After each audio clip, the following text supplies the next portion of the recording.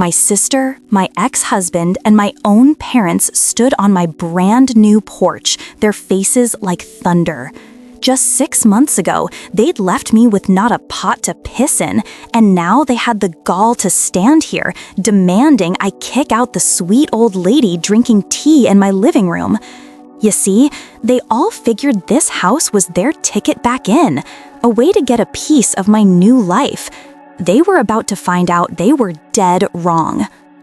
There's a certain smell to a new house. It's not just the paint or the freshly sanded floors. It's the smell of possibility, of a clean slate. I'm sitting here on my porch, a place that's mine, bought with my own sweat and my own tears, and I can finally breathe. A home isn't just wood and nails, you know?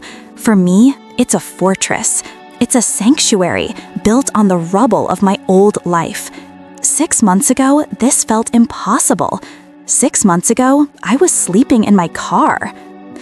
Life before the explosion was fine. That's the only word for it. It was beige. I had a decent job as a project manager for a small construction firm, a job I actually liked.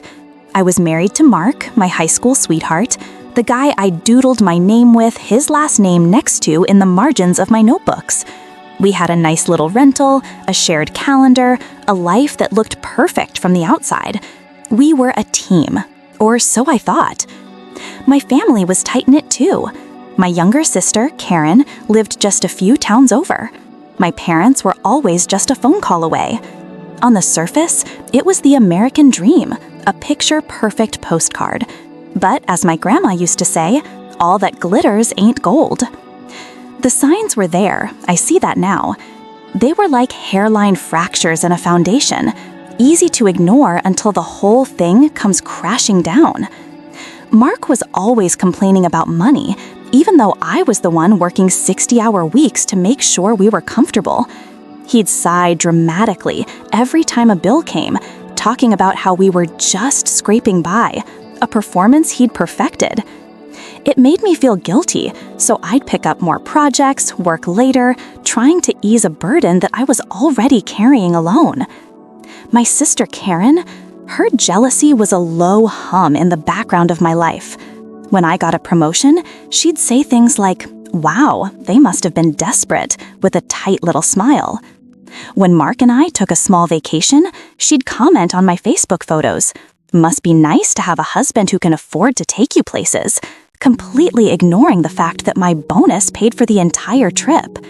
It was death by 1,000 paper cuts. And my parents? They were the enablers in chief. They always took Mark and Karen's side. If I mentioned Mark wasn't pulling his weight around the house, my mom would say, "Oh, honey, he's a man. They just don't see messes the way we do. You need to be patient with him." If I expressed frustration that Karen never paid me back for the money I'd loaned her, my dad would chime in with, "She's your sister. Family helps family. You're the successful one. You can afford it." I was the family workhorse, the reliable one, the problem solver. It was a role I never auditioned for, but one I played to perfection. I didn't even realize I was being used, because when you're in the middle of the storm, you can't see the sky. You just try to keep from drowning. Have you ever felt like the responsible one in your family? The one everyone leans on, but no one ever thanks? Let me know in the comments. It's a lonely place to be, isn't it? I thought we were a team, Mark and I. I thought we were building a life together, brick by painful brick. I figured he was too, just in his own way. I was a fool. I came home one Tuesday night exhausted from a site visit that had gone sideways. I was looking forward to a hot shower and maybe zoning out in front of the TV. But Mark was waiting for me at the kitchen table. He had this look on his face, a calm, chilling sort of resolve I'd never seen before. He looked me dead in the eye and without a trace of emotion said the 6 words that blew my whole world apart. "I'm leaving and I'm taking everything." That was it. No preamble, no "we need to talk," just a clean, brutal demolition of my entire life. I remember just staring at him, my work bag slipping from my shoulder and hitting the floor with a dull thud. It didn't feel real. It felt like a scene from a movie, and I was just an extra who'd wandered onto the wrong set. The divorce was a special kind of hell. He didn't just want half, he wanted it all. He'd been planning this for months, meeting with a lawyer who was less a man and more a shark stuffed into a $3,000 suit. They painted me as an absent, work-obsessed wife who was emotionally neglectful. They used the very overtime hours I worked to give us a better life as a weapon against me. They twisted my dedication into a character flaw. But the real gut punch, the one that knocked the wind out of me and left me gasping on the floor, came when I called my family. I called my sister Karen first, sobbing into the phone, barely able to get the words out. I needed my sister. I needed her to tell me it was going to be okay. Instead, there was a long, cold silence on the other end of the line. Then she said, her voice dripping with a kind of smug satisfaction, "Well, maybe if you'd been a better wife, he wouldn't have left." I felt the blood drain from my face. I couldn't even respond. I just hung up. Shaking, I called my parents, praying they would be the voice of reason, the soft place to land. My mom picked up. I explained what was happening, how Mark was trying to take everything, how Karen had just twisted the knife, and my mom, my own mother, sighed and said, "Honey, you know how Mark is. Just give him what he wants to keep the peace.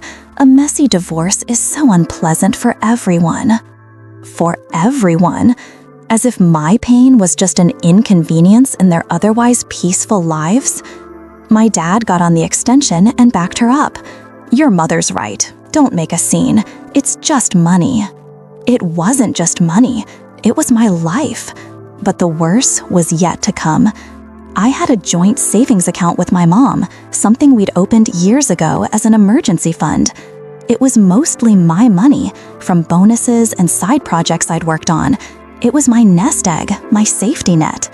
When I went to pull out some cash for a lawyer's retainer, the account was empty, cleaned out. I called my mom, my voice trembling with a new kind of panic.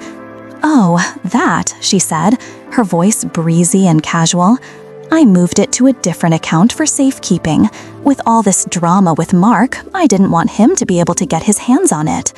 Safekeeping? She had locked me out of my own money, handing the key to my future over to my parents, who had already made it clear where their loyalties lay. In the span of a week, I didn't just lose my husband. I didn't just lose my home and my savings. I lost my entire family. My support system was gone, vaporized. It wasn't just that they didn't help me.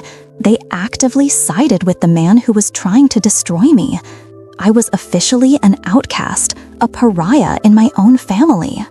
I ended up in a roach-infested motel off the highway, the kind where the fluorescent lights hum a sad, lonely song all night long. The floral bedspread was stained with things I didn't want to think about, and the whole room smelled like stale cigarettes and despair.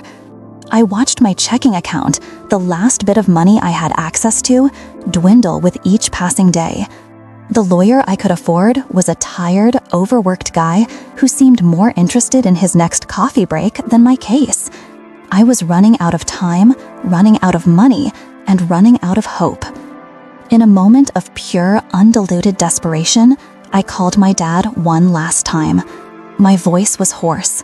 "Dad," I said, swallowing my pride, I'm in a bad way. Can I just sleep on your couch for a week? Just until I can get back on my feet?"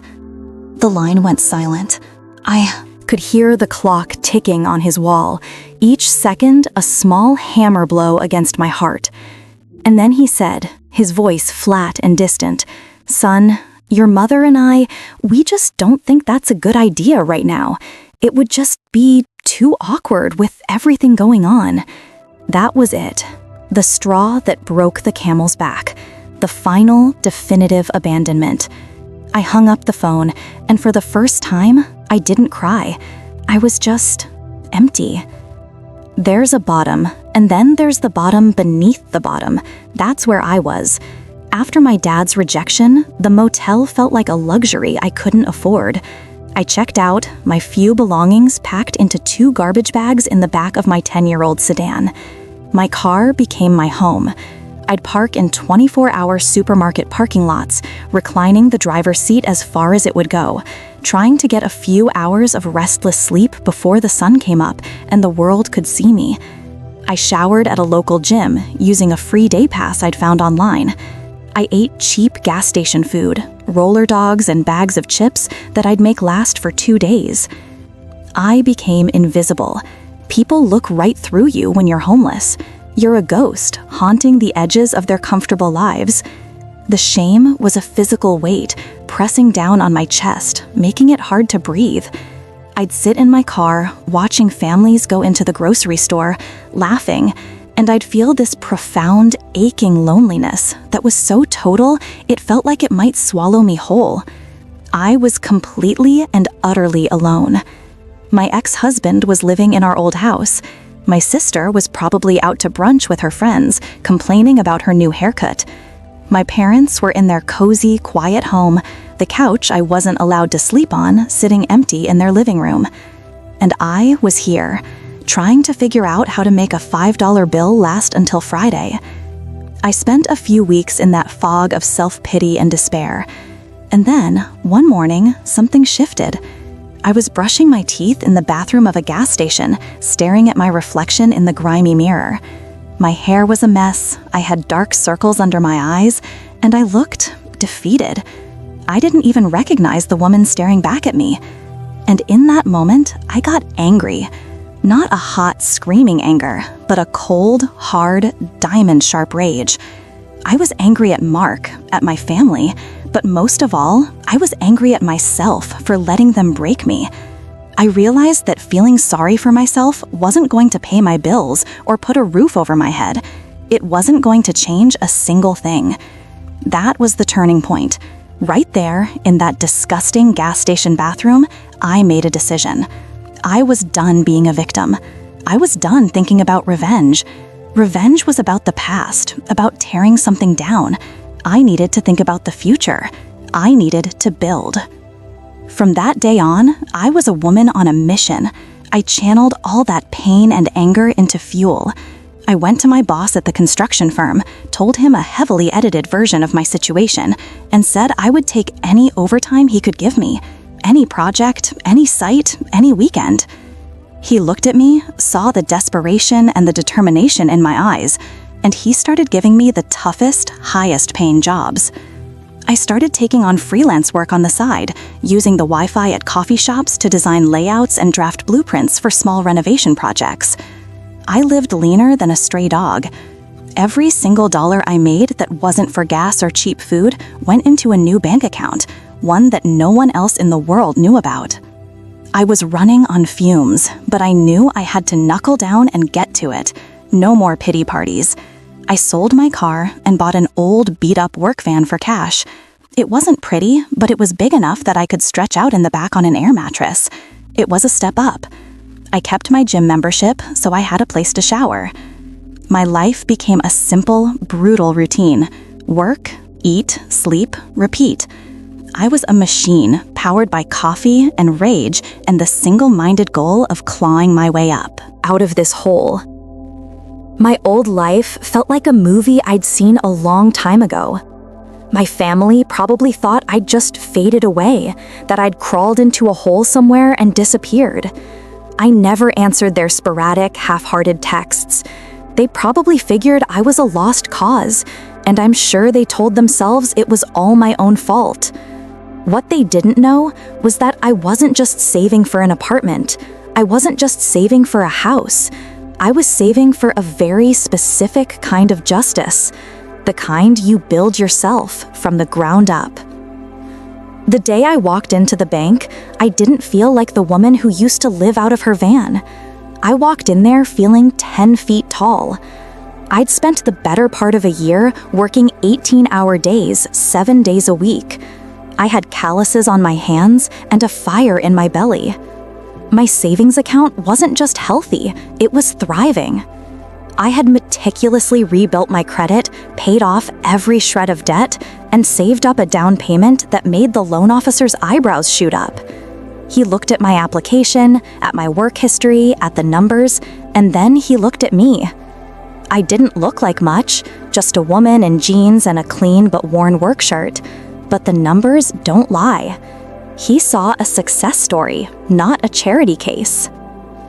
Signing the papers for my own house was one of the most surreal moments of my life. My hand was steady as I signed my name over and over again. Each stroke of the pen felt like reclaiming a piece of my soul. It was a beautiful house, a 3-bedroom, 2-bath craftsman on a quiet, tree-lined street called Maple. It had a big front porch and a backyard with an old oak tree perfect for a tire swing. It was more than a house. It was a statement. It was proof that they hadn't broken me. I didn't tell anyone, not a soul. For the first week, I just went there after work and sat on the floor of the empty living room, soaking in the silence and the feeling of safety. I started looking for furniture, not wanting to spend a fortune. I was scrolling through a local town forum, a sort of online community bulletin board, looking for used bookshelves and a dining table. That's when I saw a post that stopped me in my tracks. It was from an elderly woman, a widow named Mrs. Gable. Her post wasn't asking for handouts. It was a desperate plea for information. Her landlord of 30 years was selling the small rental house she lived in, and she had 60 days to find a new place. She was on a fixed income, and the rents in town had skyrocketed. She was terrified of ending up in a state-run facility, losing her independence and her home all at once. Her words were so full of quiet dignity and heartbreaking fear. Something in her story just clicked with me, resonated deep in my bones. I knew what it felt like to have the rug pulled out from under you, to feel the terror of not knowing where you were going to sleep at night. I sent her a private message, not offering anything, just saying I was sorry for her situation and that I'd keep an eye out for affordable rentals. We messaged back and forth a bit, and I ended up inviting her for coffee. We met at a little diner downtown. She was a tiny woman with kind eyes and hands gnarled by arthritis. She told me about her late husband, Frank, about their life together, about the garden she tended in her backyard. She wasn't complaining, she was just sharing her life, a life that was about to be upended. As I listened to her, an idea started to form in my head. It was crazy, it was impulsive, but it felt right. It felt like the reason I had worked so hard for this specific house with its 3 bedrooms. What's the kindest thing a stranger has ever done for you? I'd love to read your stories. Sometimes a little bit of kindness can change everything. After we finished our coffee, I told Mrs. Gable I had something to show her. She was hesitant, but I managed to coax her into my truck. I didn't tell her where we were going. I just drove, my heart pounding in my chest. I pulled up in front of the house on Maple Street. Her eyes widened as she took it in. "Oh my," she whispered, "it's just lovely." I walked her up the path, unlocked the front door, and led her inside. She stood in the empty living room, sunlight streaming through the big windows. Then I reached into my pocket, pulled out a spare set of keys, and held them out to her. She just stared at them, confused. "The 2 spare bedrooms are upstairs," I said, my voice a little shaky. "They're yours, rent-free, for as long as you need a place to stay." Tears welled up in her eyes and then in mine. She just hugged me, this tiny, strong woman, and we stood there in the middle of my empty house, 2 strangers who understood something profound about what it means to have a home. I knew my family would find out about the house eventually. The world is a small place. I just didn't expect them to come knocking that very same night. And that brings us back to the beginning, back to my porch. The sun had just set, casting long shadows across the freshly cut lawn. I was sitting in a new rocking chair, sipping a glass of sweet tea, with Mrs. Gable just inside, humming as she unpacked a box of her favorite mugs in the kitchen. The peace was so complete, so perfect. That, of course, it couldn't last. A car pulled up, one I recognized instantly, my dad's oversized sedan. Out poured my entire former life, my ex-husband Mark, my sister Karen, and my mother and father. They marched up my walkway like an invading army, their faces a mixture of shock and fury. My sister Karen, never one for subtlety, went first. Her eyes scanned the house, the porch, the new landscaping, her expression curdling with envy.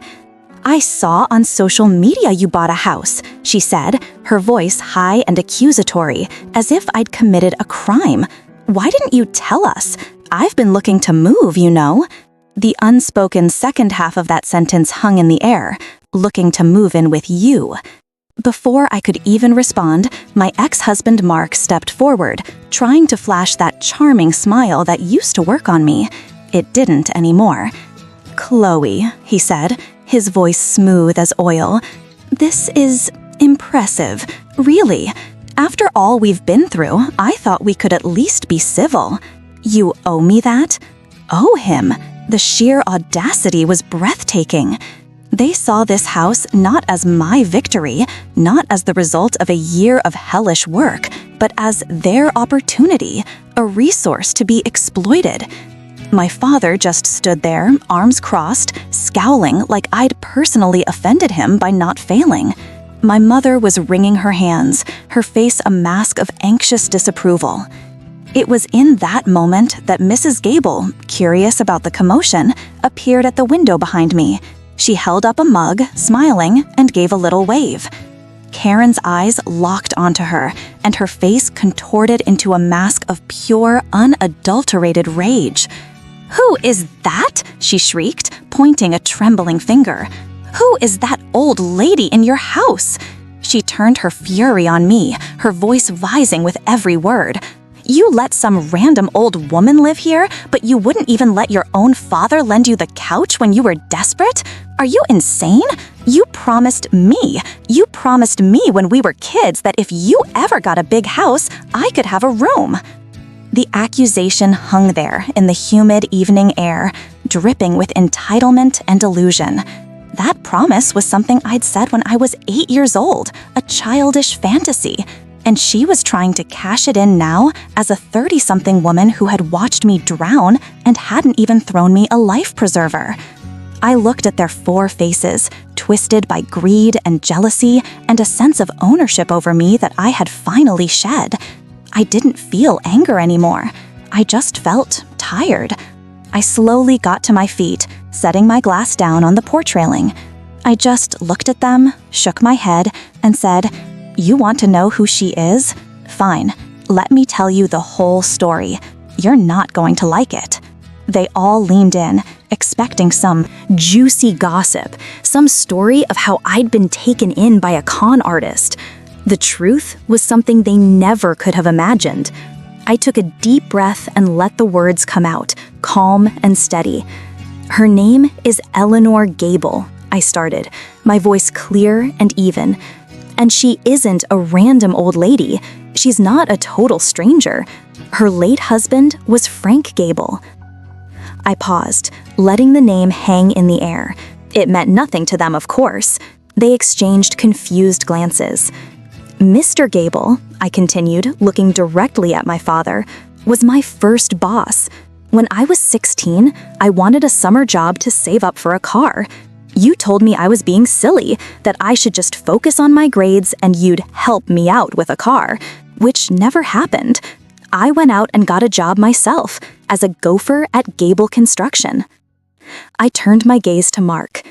Mr. Gable was the one who saw I had a knack for organizing things, for seeing the whole picture of a project. He's the one who encouraged me to study project management in college. He wrote my letter of recommendation. He gave me a chance when I was just a kid and taught me the trade I've built my entire career on. He was more of a father to me than my own dad ever was. The air on the porch grew thick and still. Their smug expressions were beginning to falter, replaced by a dawning, uncomfortable understanding. "When Frank passed away a few years ago," I went on, my voice softening as I thought of him, Eleanor was left with very little. Social security, a tiny pension. They were good, hard-working people, not wealthy people. She managed, but then her landlord decided to sell her house out from under her. I finally looked at all of them, a clean sweep of the jury that had convicted me without a trial. When I was at my lowest point, I said, and my voice was like steel now, when my husband left me, when my savings were stolen, when I was sleeping in my truck and calling just to ask for a spot on the floor, you all turned your backs. You told me to keep the peace. You told me I was being too dramatic. You left me to sink. The Gables, Frank and Eleanor, they were the ones who taught me what loyalty and family and hard work are supposed to mean. They invested in me. They believed in me. I gestured back towards the house, towards the warm light spilling from the kitchen where Mrs. Gable was now making a pot of tea for us. So no, Karen, you can't have a room. You gave up any claim to that a long, long time ago. And Mark, I don't owe you civility. I don't owe you anything. And Mom and Dad, you don't get to show up here and claim any part of this. This house isn't just wood and nails. It's a monument to everything I learned after you all abandoned me. It's a home for people who know the meaning of the word. And that woman in there, she's more family to me than any of you have ever been. Their faces were a picture of stunned, silent disbelief. The truth had finally landed, and it was a heavier blow than any angry outburst could have been. Karen's mouth opened and closed like a fish. Mark looked pale, stripped of his smarmy confidence. My parents just looked old and defeated. The righteous fury they had arrived with had evaporated, leaving behind a pathetic residue of shame. There was nothing left to say. I didn't yell, I didn't slam the door. I just turned around, walked back into my house, and closed the door quietly but firmly behind me. I clicked the deadbolt, and the sound was the most satisfying sound I had ever heard. It was the sound of a chapter ending for good. The video could end right there, with their stunned faces on my porch. But that's not where my story ends. It ends here, in the kitchen. Mrs. Gable, Eleanor, poured me a cup of tea, her hands trembling just a little. She had heard everything. She didn't say a word, just put her hand on my arm. A few minutes later, we were sitting at the small kitchen table I'd bought at a thrift store, sharing a laugh about the ridiculous squirrel trying to get at the bird feeder outside. It was a simple, peaceful, perfect moment, a picture of home. True family isn't about blood. It's not about who you're born to. It's about who shows up when you're in the mud. It's about who hands you a shovel and helps you dig, not who stands on the edge telling you you're not digging right. As the old saying goes, you reap what you sow.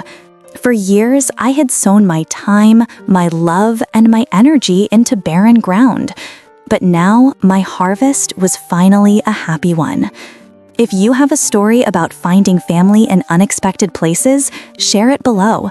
I would genuinely love to read it. And don't forget to subscribe for more true stories. You take care now.